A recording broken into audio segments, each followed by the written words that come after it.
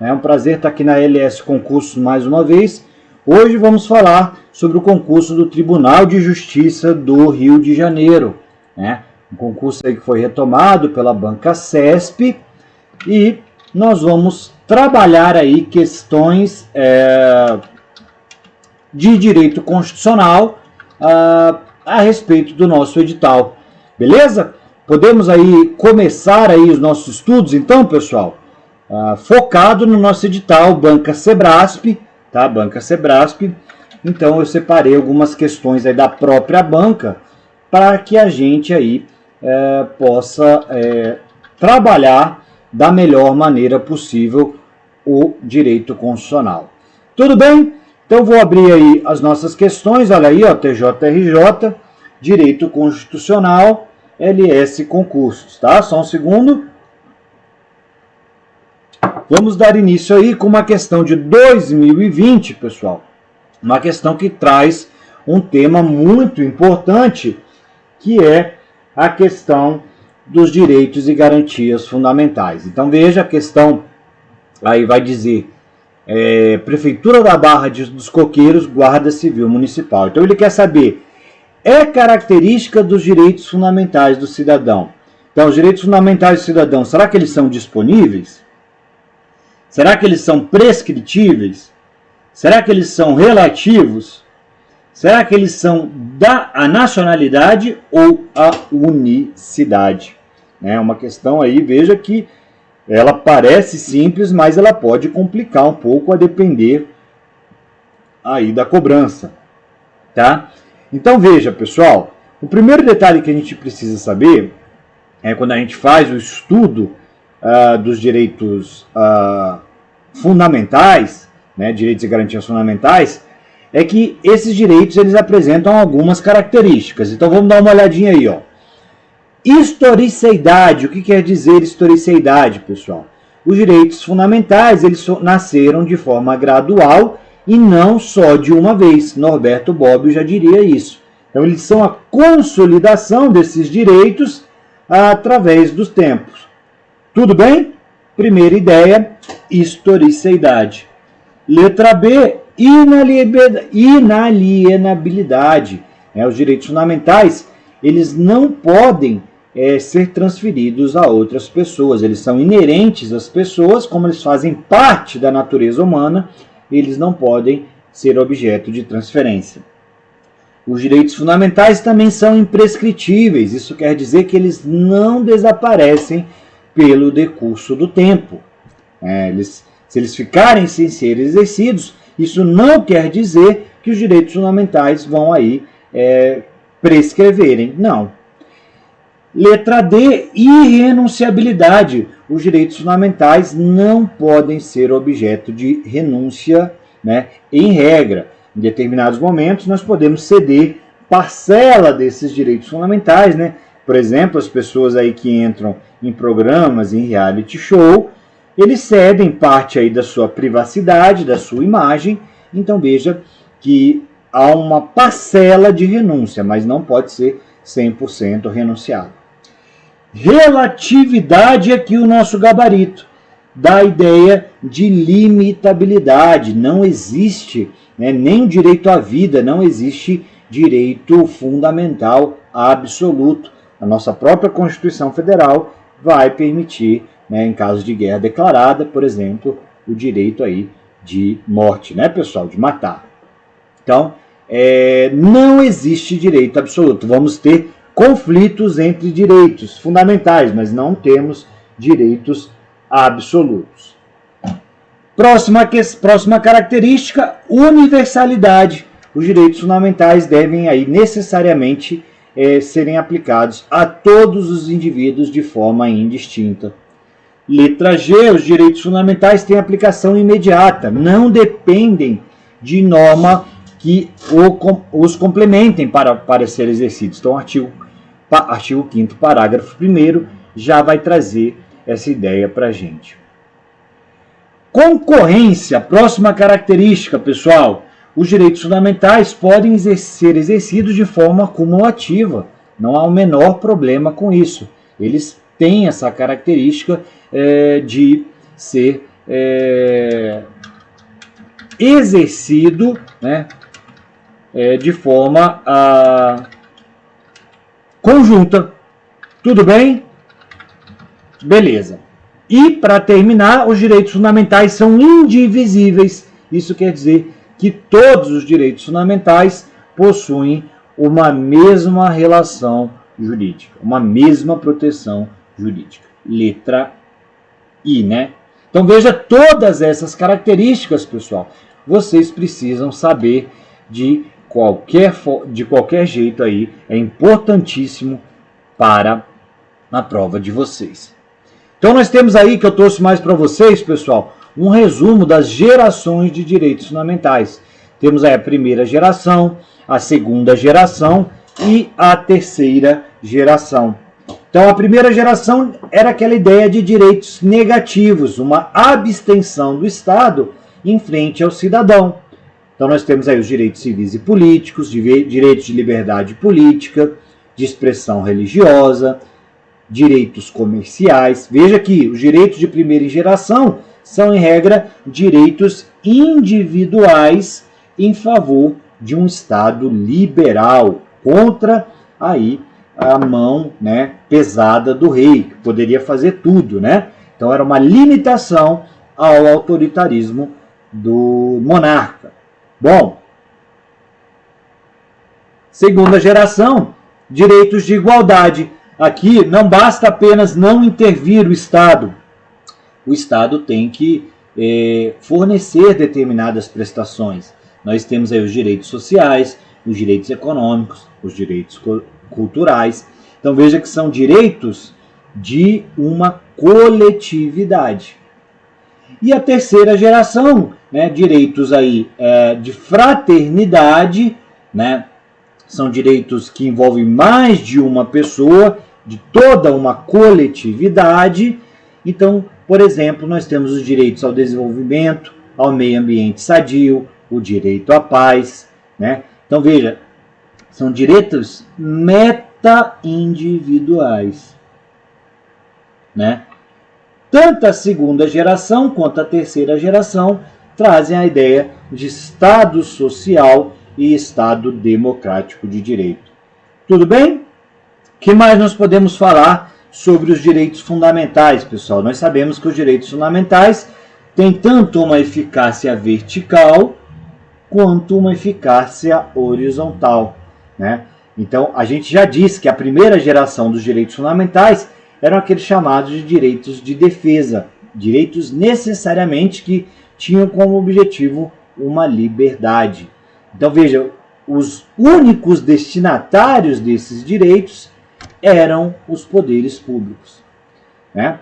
Esses direitos individuais eram atribuídos ao indivíduo para que ele pudesse se proteger. Então, nós tínhamos aqui o Estado, olha, e aqui os indivíduos.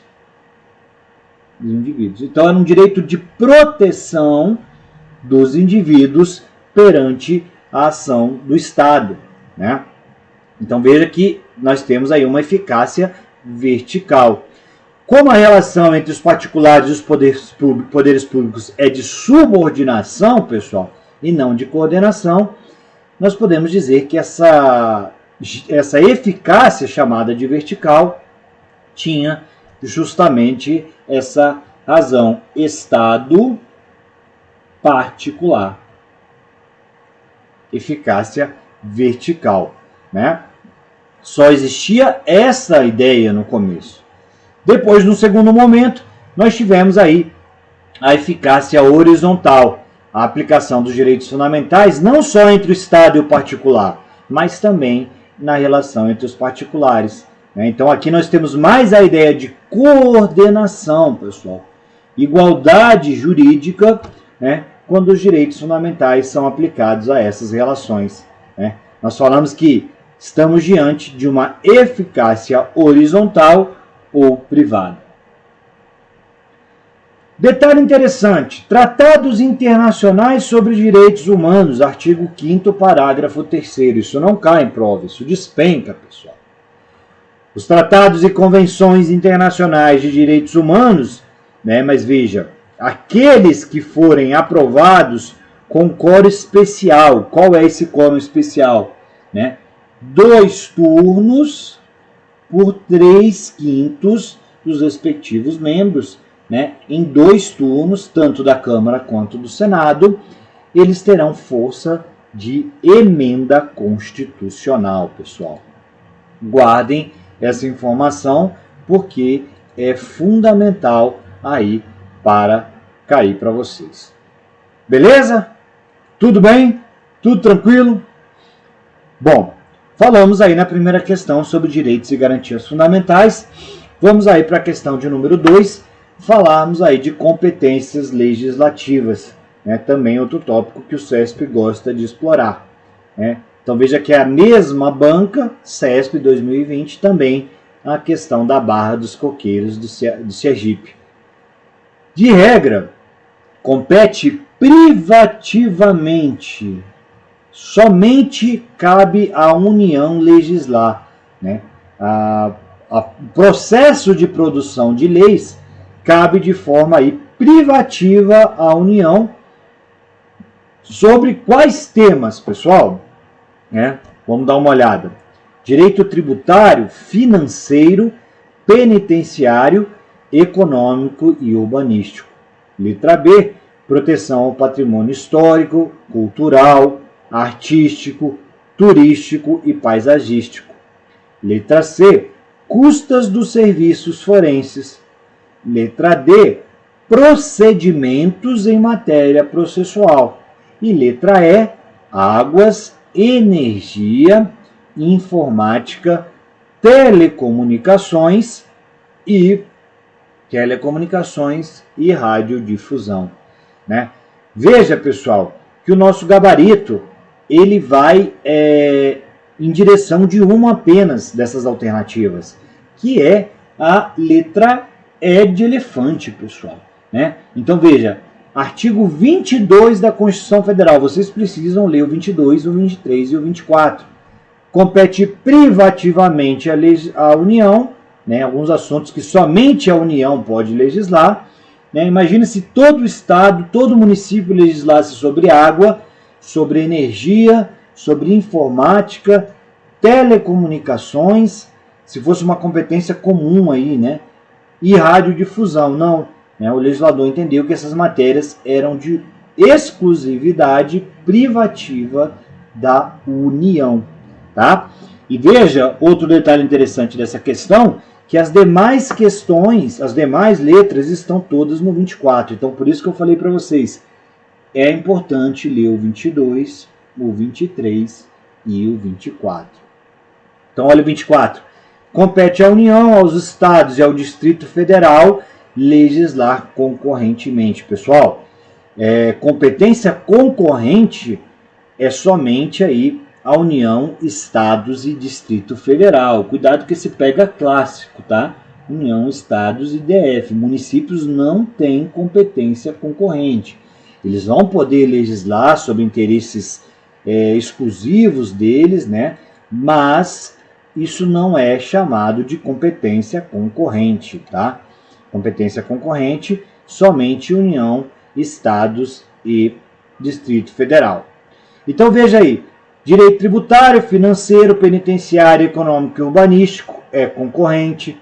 Proteção ao patrimônio histórico, cultural, artístico, turístico e paisagístico é permanente. Custas, é concorrente, né? Desculpa.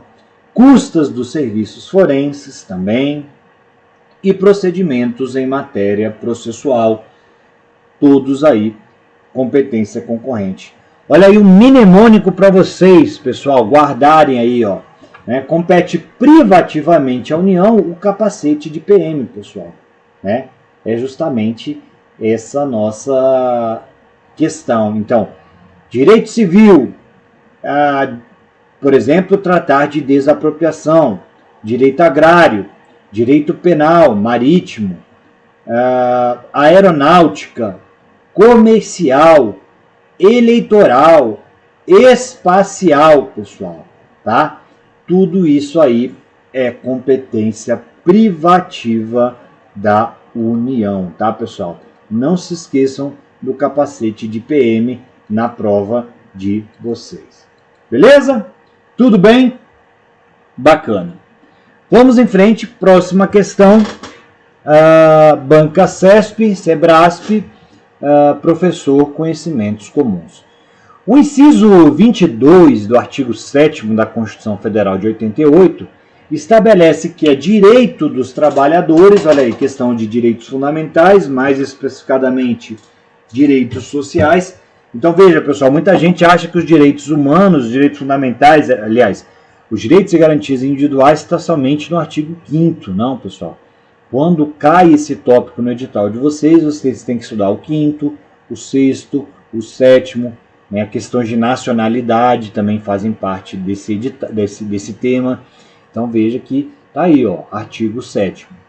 Então o inciso 21 da Constituição Federal de 88 vai estabelecer que é direito dos trabalhadores a redução dos riscos inerentes ao trabalho. Como? Por meio de normas de saúde, higiene e segurança. Quanto a esse tema, assinale a opção correta. Então vamos lá. Letra A. Os riscos são intrínsecos aos processos produtivos, portanto é dever dos empregadores e direito dos trabalhadores reduzi-los por intermédio de uma normatização sanitária que contemple higiene e segurança. Letra B. Os riscos ocupacionais decorrentes dos processos produtivos devem ser suportados por toda a sociedade, cabendo ao empregador cumprir as normas regulamentadoras e pagar aí os adicionais de insalubridade e periculosidade. C. Os riscos são extrínsecos, aí a letra A falava intrínsecos. A letra B já vai dizer que os riscos são extrínsecos aos processos produtivos. Então, cabe aos trabalhadores reduzi-los por meio de condutas que contemplem aspectos sanitários, de higiene e de segurança. Letra D.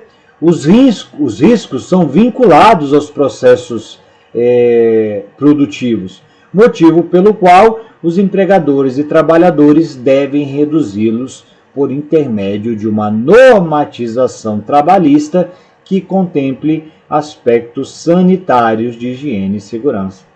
E letra E, os riscos estão adstritos aos processos produtivos. Será, pessoal? Tendo os empregadores a obrigação de eliminá-los por intermédio de uma normatização tripartite via norma regulamentadora que regulamente aí, que contemple aspectos sanitários. Pessoal, aqui não tem muito o que fazer a não ser ler os artigos e entender os artigos, mas a leitura da lei seca é fundamental, pessoal. É fundamental a leitura da lei seca, tá? Então, vamos dar uma olhadinha aqui, pessoal, o que nós temos aqui de importante, tá? Olha só. A Constituição Federal, pessoal, diz que é direito dos trabalhadores, veja bem, a redução dos riscos inerentes ao trabalho, por meio da saúde, de normas, né, que vão proteger a saúde, a higiene e a segurança. Até aqui tranquilo. Então veja que esses riscos eles são intrínsecos, eles são próprios da atividade produtiva, né? É difícil falar em uma atividade produtiva que não ofereça riscos aí à sociedade, né? Então, veja que nós temos aí riscos inerentes. Além disso, é um dever dos empregadores reduzir esses riscos, tanto que nós vamos ter um inciso específico aí, o inciso 28, que vai dizer a respeito da proteção, né, proteção dos trabalhadores, o seguro contra acidentes de trabalho, e esse seguro é a cargo, pessoal, do empregador. Olha que interessante, né? É obrigação do empregador, né, sem excluir a indenização a que este está obrigado quando ocorrer em dolo ou culpa. Então ele tem que indenizar o empregador, né, quando ele cometer dolo, quando ele estiver diante de uma conduta que ele agiu com dolo ou com culpa. Então a letra A é exatamente o nosso gabarito. Os riscos são intrínsecos aos processos produtivos, não são extrínsecos, são intrínsecos. Portanto, é dever dos empregadores e direito dos trabalhadores reduzi-los por intermédio de uma normatização sanitária que tenha como foco higiene e segurança. Ok? Então, item correto, Constituição Federal de 88, artigo 7º. São direitos dos trabalhadores urbanos e rurais, veja, tanto os urbanos, nós sabemos que a Constituição Federal ampliou, né, esses direitos, as duas partes aí, né, e tivemos essa equiparação. Então veja, a redução, são direitos dos trabalhadores urbanos, além de outros que visem a melhoria dessa condição social. Redução dos riscos inerentes do trabalho por meio de normas de saúde e segurança. Tudo bem? Nosso gabarito aí, exatamente a letra A de amor. Próxima questão, pessoal. Já uma questão um pouco mais antiga, de 2009, mas do Sebrasp também, né? Já uma questão que vai falar de servidores públicos, artigo 37 da Constituição Federal, cai bastante, né? Cai bastante. Então vejamos lá. Com base nos dispositivos da Constituição Federal que tratam dos servidores públicos, assinale a opção correta. Letra A. Ao contrário dos empregados, né, nós temos os seletistas e temos os empregados, que são regidos pela CLT. É vedado ao servidor público associar-se ao sindicato. Será? Letra B. A Constituição Federal prevê em seu texto o percentual dos cargos e empregos públicos que serão ocupados por portadores de deficiência. A Constituição Federal traz essa previsão, pessoal. Letra C. É vedada, ou seja, é proibida a vinculação ou equiparação de qualquer espécie remuneratória para efeito de remuneração de serviço público, remuneração de pessoal do serviço público. A remuneração dos servidores públicos pode ser fixada e alterada por chefe do Poder Executivo, pessoal. Será que por decreto é possível? Essa que é a grande questão, né? E letra E, uma lei que trata da organização e da estrutura de determinado órgão do Poder Executivo pode incluir em suas disposições a nova tabela de remuneração dos servidores deste órgão. Então veja que a única opção aí, pessoal, que está realmente em consonância com a Constituição Federal é a letra C de casa, pessoal. Então, não podemos vincular a equiparação de qualquer espécie remuneratória para o efeito de remuneração do serviço público, né? Olha, se aumentar o salário daquela classe, aumenta automaticamente dessa classe. Isso não é possível, tá? Essa vinculação ou equiparação de espécies remuneratórias, tá? Não é possível. A letra A, que vai dizer que é proibido ao servidor estatutário, né, a associação em sindicato, vai totalmente contra o que diz o artigo 37, inciso 6º da Constituição Federal, que vai dizer que é garantido ao servidor público o direito à livre associação sindical. Claro que é um direito, tanto do seletista quanto do estatutário. Letra B.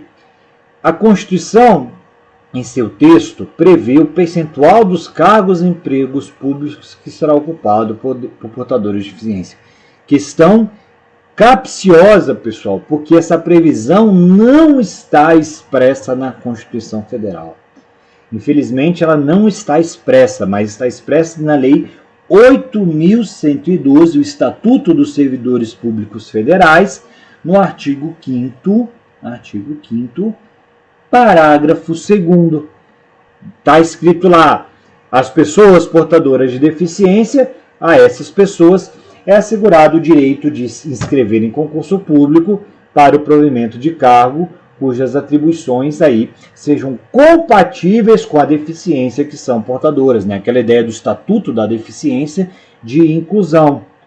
Então, para essas pessoas serão reservadas até 25% das vagas oferecidas no concurso. A letra C a gente já disse que tem previsão constitucional, artigo 37, inciso 13, tá? A letra D, pessoal, ela até parece correta, mas eu não posso alterar a remuneração de servidor público por meio de decreto, pessoal.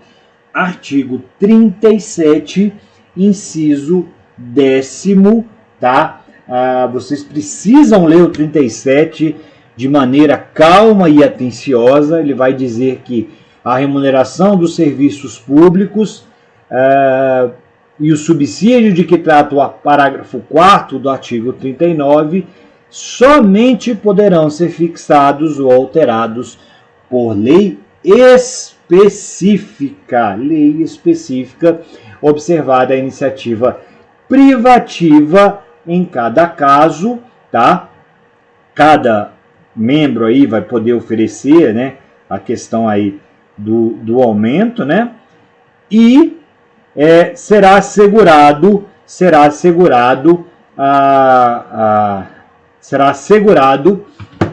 além disso, a revisão geral anual, sempre na mesma data, e sem distinção de índices. Importante também, tá? E a letra E também parece correta, mas vejam, essa lei que trata da organização e estrutura de determinado órgão do Poder Executivo, ele não pode incluir em suas disposições uma nova tabela de remuneração de servidores desse órgão. Tem que ser uma lei específica, pessoal, específica, tá? Que trate apenas desse assunto ou dessa matéria. Então nós temos que fazer uma lei para tratar diretamente da remuneração. Não pode ser uma lei dispondo de forma genérica sobre obrigação de determinado órgão do Poder Executivo. Tudo bem, pessoal? Tudo certinho?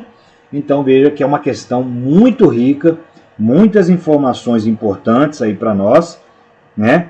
E vamos aí seguindo direto aí para a próxima questão. Bom, vamos em frente, pessoal, vamos em frente.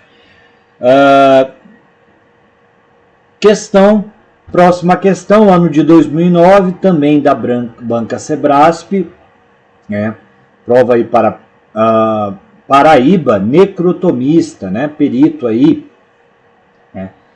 No que diz respeito, pessoal, ao acesso às funções de cargo, de funções e empregos públicos, né? Funções e empregos públicos. Assinale a alternativa correta. Então vamos lá. O candidato aprovado dentro de número de vagas em determinado concurso, ele vai perder o direito à nomeação se dentro do prazo de validade do certame a instituição vier a promover uma nova seleção, tendo os recém-aprovados prioridade na nomeação para o cargo público. Então veja o que a questão está dizendo. O concurso é de 2 anos, tá? Então eu fui aprovado dentro das vagas, eram 50 vagas, eu passei em 45. Então a questão está dizendo que eu vou perder o direito da nomeação se dentro desses 2 anos a administração pública resolver, olha, vou fazer um novo concurso, né? Tendo os recém-aprovados prioridade na nomeação para o cargo público. Pessoal, corresponde à verdade isso aí? Com certeza não, pessoal, não corresponde à verdade, tá? Item errado. Letra A está aí completamente equivocado. Beleza? Bom, próxima questão, letra B. Letra B. O provimento de cargo ou emprego público e de função de comissão exige prévia aprovação em concurso público de provas e títulos. Pessoal, o provimento de cargo ou emprego público, tudo bem, ela vai exigir a prévia aprovação em concurso de provas ou provas e títulos. Isso aí a gente já está careca de saber. Agora, provimento em cargo em comissão, pessoal, exige prévia aprovação em cargo público? Não.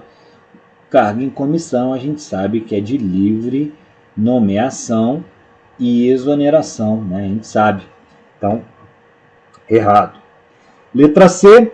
O prazo de validade de concurso público é de, no máximo, 2 anos, podendo ser prorrogado uma única vez por igual período.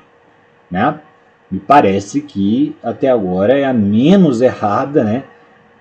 Porque o texto constitucional fala que é até 2 anos, né? Então muita gente aí que fez essa questão ficou em dúvida, né? O CESP ele consegue fazer umas questões para deixar a gente em dúvida, né? Mas veja que a priori ela está correta. Letra D. Apenas os brasileiros podem submeter-se a concursos públicos, não sendo permitido a estrangeiros a ocupação de cargos de provimento efetivo na administração pública. Né? Errado, a gente sabe que em alguns casos, nos termos da lei, por exemplo, professores, nós vamos poder ter estrangeiros tomando posse em cargos públicos. Letra E. O órgão responsável pela realização de concurso, ele tem competência exclusiva para decidir a reserva de vagas destinadas a portadores de necessidades especiais. Pessoal, essa competência exclusiva do órgão, até mesmo podendo até mesmo entender caso não haja necessidade de reserva para determinado cargo, né? Absurdo, completamente absurdo, né?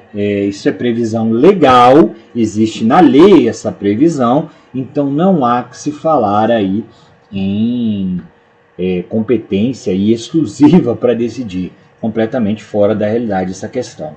Tudo bem? Então nosso gabarito aí, conforme anunciamos, é realmente a letra C. Veja que a Constituição Federal vai dizer: o prazo de validade do concurso público é de no máximo 2 anos. 2 anos, podendo ser prorrogado por uma única vez por igual período. Então pode ser 1 mais 1, professor?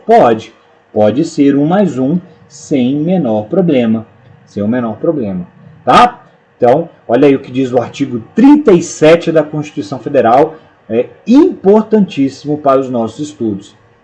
A administração pública direta e indireta de qualquer dos poderes da União, dos estados, do Distrito Federal e dos municípios, ela é obrigada a obedecer os princípios, né? O famoso LIMP, né?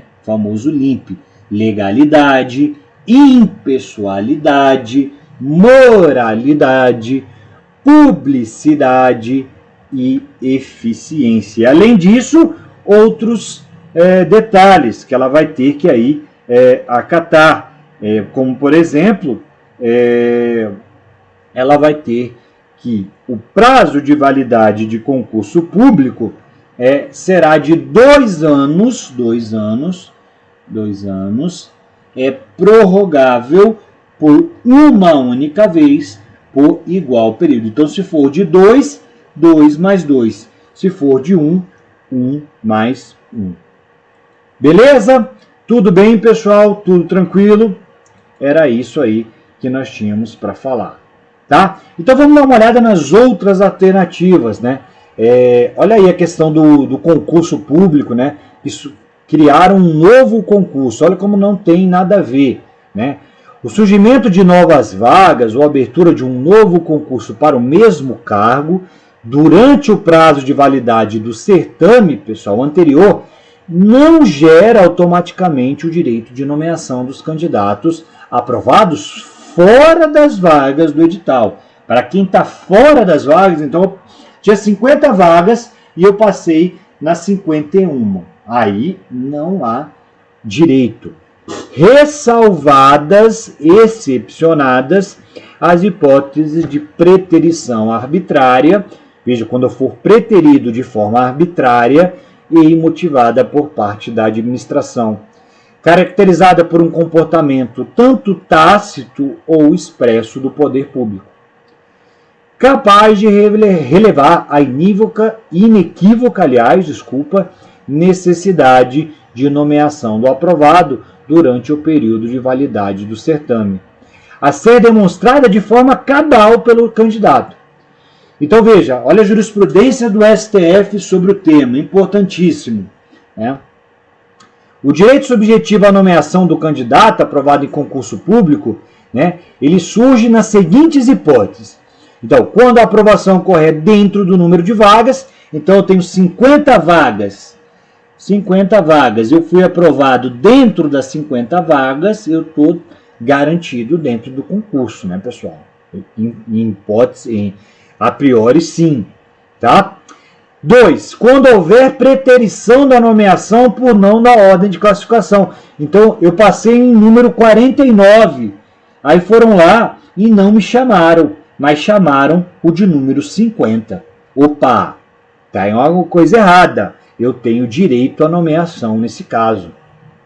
Letra C, ou item 3, desculpem. Quando surgirem novas vagas ou for aberto novo concurso durante a validade do certame anterior. Então aqui, né, tinham 50 vagas e chamaram 47. E aí, a administração pública do nada resolve abrir um novo concurso.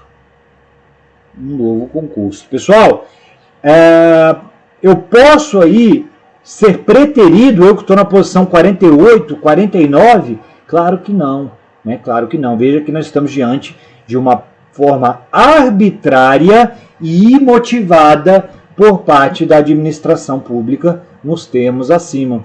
Então, essas são as hipóteses de direito subjetivo à nomeação em candidato aprovado em concurso público. 3 hipóteses que vocês precisam saber, tese que foi defendida no RE 837-311, de 9 de dezembro de 2015, tema 784, tá? Muita atenção com isso não costuma cair, isso costuma despencar, letra A. Letra B, né, eu já falei para vocês, olha aí, ó, administração pública direta e indireta de qualquer dos poderes da União, dos Estados e do Distrito Federal, observará os princípios da legalidade, impessoalidade, moralidade, publicidade e eficiência, e também é o seguinte: a investidura em cargo ou emprego público, essa sim, depende da aprovação prévia, da aprovação anterior, né, anterior em concurso público de provas ou de provas e títulos, mas veja, de acordo com a natureza e a complexibilidade do cargo ou emprego, na forma prevista em lei, ressalvadas, pessoal, excepcionadas, ressalva, excepcionadas as nomeações para cargo em comissão declarado em lei de livre nomeação e exoneração, tá? Essas aí não estão dentro dessa regra de concurso público, tá? Então, são nomeações, são exonerações que eles costumam dizer ad nutum, né? Eu não preciso motivar, quer dizer, eu preciso motivar por que eu estou exonerando, né? Mas é uma decisão pessoal de quem nomeia. E inciso 5, as funções de confiança. Veja que as funções de confiança são exercidas exclusivamente por servidores ocupantes de cargo efetivo. Então, para eu desempenhar uma função de confiança, eu tenho que ocupar um cargo efetivo, tá?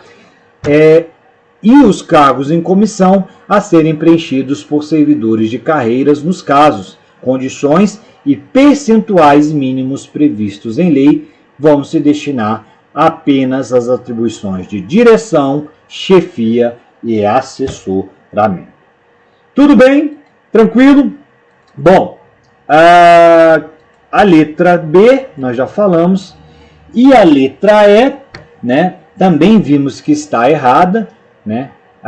Olha aí, ó, a lei reservará percentual dos cargos e empregos públicos para pessoas portadoras de deficiência e irá definir os critérios para a sua admissão.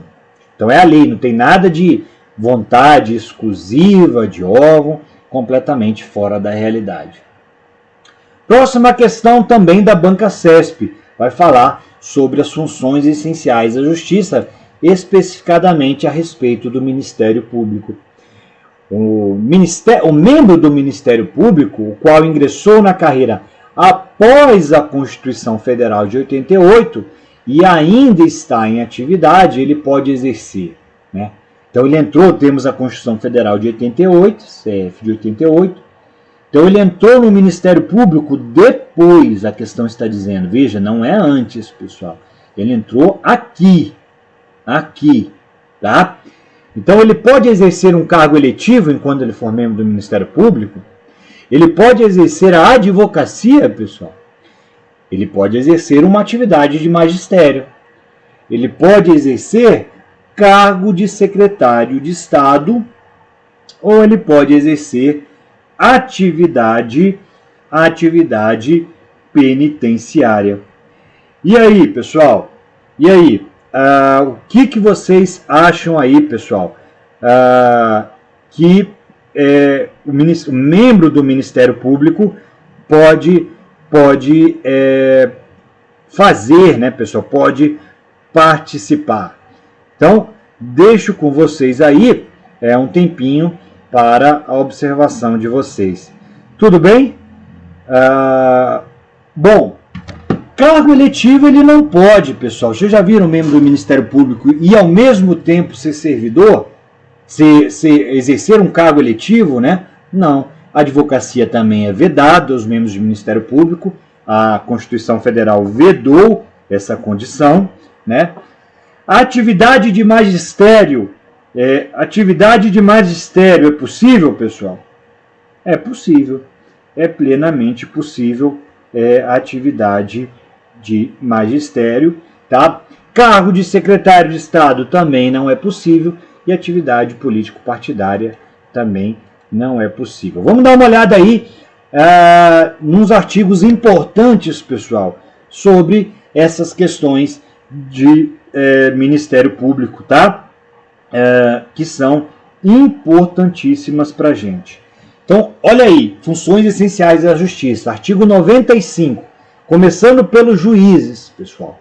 Então, os juízes eles vão gozar de garantias para o exercício do cargo.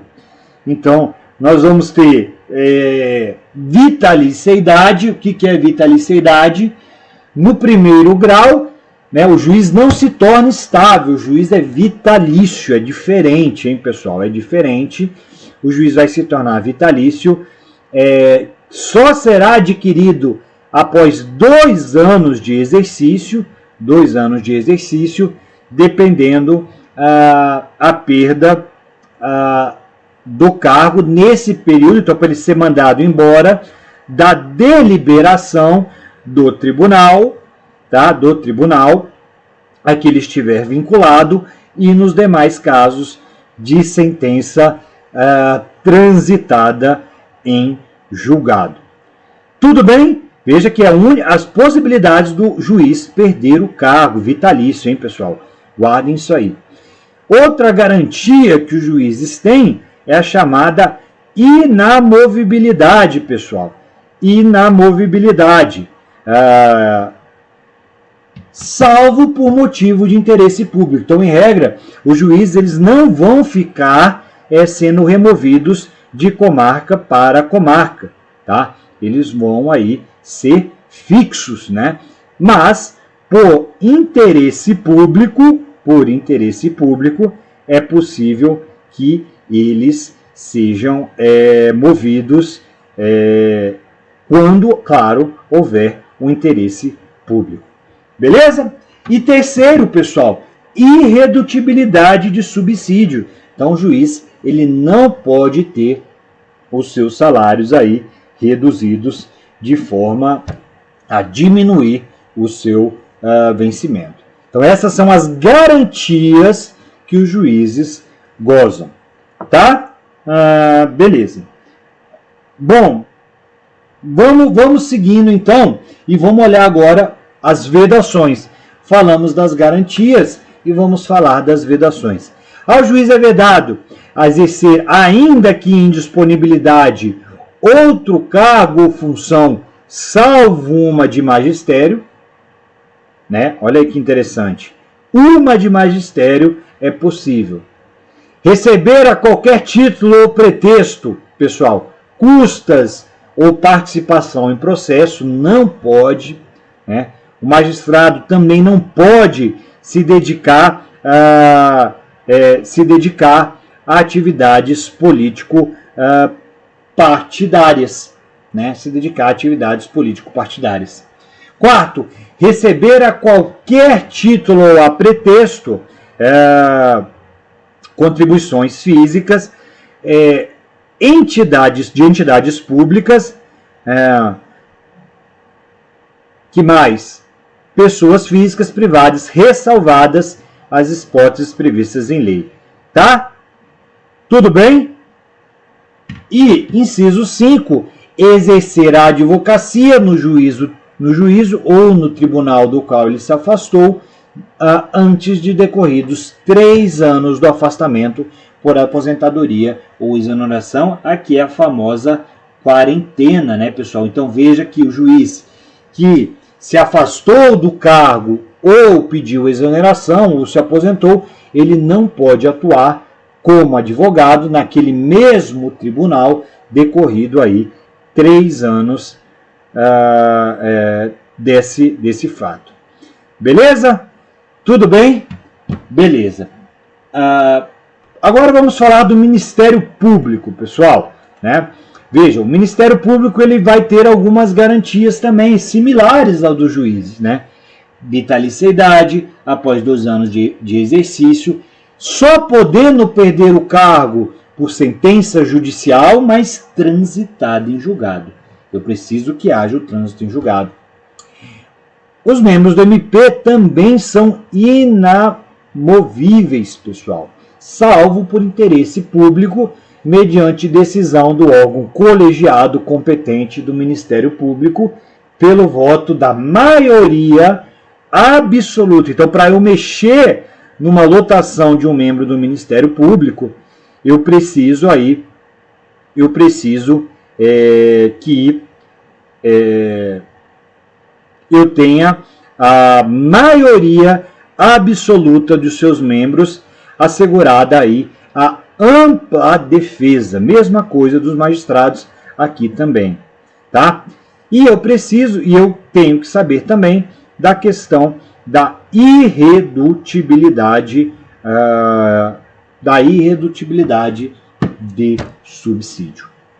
Mesmas características para os juízes, para os membros do Ministério Público. E as vedações, pessoal, dos membros do MP, né? Receber a qualquer título e a qualquer pretexto, honorários, percentuais, gratificações, custos processuais. Veja que os membros do MP não podem exercer a advocacia, tanto os membros quanto os servidores também são vedada a advocacia, né, pessoal? Participar de sociedade comercial na forma da lei, também não pode. Exercer, ainda que em disponibilidade, qualquer outra função pública. Não pode exercer outra função pública, pessoal, salvo uma de magistério, tá? Salvo uma de magistério. E exercer atividade político-partidária também não é possível. Letra F, receber a qualquer título a pretexto, auxílios, contribuições de pessoas físicas, entidades públicas ou privadas, ressalvadas as exceções previstas em lei. Então veja que o exercício da magistratura e dos membros do Ministério Público, pessoal, é algo muito sério, tá? É algo muito sério e que temos aí uma grande seriedade nesse assunto. Então dê uma olhada aí, ó. Com a promulgação da Emenda Constitucional 45 de 2004, então a Constituição Federal é de 88. Em 2004 veio aí uma emenda que veda o exercício da atividade político-partidária de forma absoluta, pessoal. Então veja que os membros do Ministério Público sequer poderão filiar-se a partido político, né? Então, até recentemente, nós tivemos a notícia ali que o Deltan, né? Deltan, lá, Dallagnol, lá, ele abandonou o Ministério Público Ministério Público Federal, para aí sim assumir aí, se ligar a uma atividade político-partidária. Tá? Então veja que ele não poderia antes, né? Não podem mais se filiar a partido político, tampouco disputar qualquer mandado eletivo, exceto, e aqui foi aquela opção, se optarem pela exoneração ou a aposentadoria do cargo. Tá? Beleza? Que mais? Esclarecemos que o Conselho Nacional do Ministério Público ele veio depois e regulamentou essa vedação. Disse que ela só se aplica aos membros do Ministério Público que ingressaram na carreira após essa emenda. Então veja, quem entrou depois de 88 até 2004 não tem problema, pode aí se filiar, tá? Sem o menor problema. Beleza? Tudo bem? Então veja, aqueles que ingressaram na carreira antes da publicação da referida emenda, era permitida a filiação partidária, bem como também era permitido a disputa de cargo eletivo. Ok? Show! Próxima questão, 2008, TCE do Acre, analista de controle externo. Vamos falar aí sobre medida provisória, né? Processo de produção de leis. A medida provisória é uma das espécies legislativas, né? Então vamos dar uma olhada. A MP, letra A, pode tratar de matéria reservada à lei complementar. Pode tratar de matéria penal e processual penal. Medida provisória, ela deve ser votada primeiramente na Câmara dos Deputados. Medida provisória tem eficácia por 45 dias, sendo prorrogável por uma única vez. E letra E, depende da maioria absoluta para ser aprovada. Então nós sabemos que existem alguns limites materiais de utilização das medidas provisórias. Então vamos dar uma olhada no artigo 62. Em caso de relevância e urgência, veja que eu preciso da relevância e da urgência, não é ou, é e. O presidente da República poderá adotar medidas provisórias com força de lei, devendo submetê-las de imediato ao Congresso Nacional. Então ele usa da MP e submete ao Congresso. Então olha os limites materiais de edição de medidas provisórias: nacionalidade, cidadania, direitos políticos, partidos políticos, direito eleitoral. Não posso falar de jeito nenhum de medida provisória nesses casos. Direito penal, direito processual penal e processo civil. Então veja que civil é possível, processo civil não. Penal, completamente vedado. Organização do Poder Judiciário e do Ministério Público. A sua carreira e a garantia dos seus membros também não posso mexer por meio de MP. Planos plurianuais, diretrizes orçamentárias, orçamento e créditos adicionais e suplementares, né? Os extraordinários assim, mas adicionais e suplementares não, cuidado. Que vise a detenção ou sequestro de bens, poupança popular ou qualquer outro ativo financeiro, também não posso. Matéria reservada à lei complementar, essa aqui é a que mais cai, não posso, tá? Tem que ser por meio de lei complementar. E matéria já disciplinada em projeto de lei aprovado pelo Congresso Nacional, mas que está pendente de sanção. Às vezes acontece isso, a matéria fica pendente de sanção ou de veto, aí vão lá e editam uma medida provisória sobre o mesmo assunto. Não é possível. Não é possível. Beleza? Então vamos ver as questões. Letra A. Pode tratar de matéria reservada à lei complementar. Temos aí a vedação do parágrafo 1º, acabamos de ler, reservada à matéria de lei complementar. Pode tratar de matéria penal e processual penal? Também vimos que não, né? Acabamos de ver que não é possível. Deve ser votada primeiramente na Câmara dos Deputados, certo, pessoal? Começa pela Câmara, depois vai para o Senado, tá? Tem eficácia de 45 dias, pessoal. O MP tem eficácia de 45, sendo prorrogável por uma única vez? Não. A medida provisória tem eficácia em regra de 60 dias. 60 mais 60, tá? E depende de maioria absoluta para ser aprovada, também está errado. Depende de maioria simples, né? Metade mais um dos presentes, e ela estará definitivamente aprovada. Tudo bem, pessoal? Tudo tranquilo, né? Queria desejar aí, estamos chegando ao fim da nossa aula, queria desejar uma boa prova a todos vocês, tá? Foi um prazer estar aqui com vocês mais uma vez no LS Concursos, e deixar aí meu Instagram, @prof. Rafael de Oliveira, à disposição de vocês, se quiserem trocar ideia e pedir alguma orientação, tirar alguma dúvida. É sempre um prazer ajudá-los. Muito obrigado por tudo e até a próxima, galera. Valeu!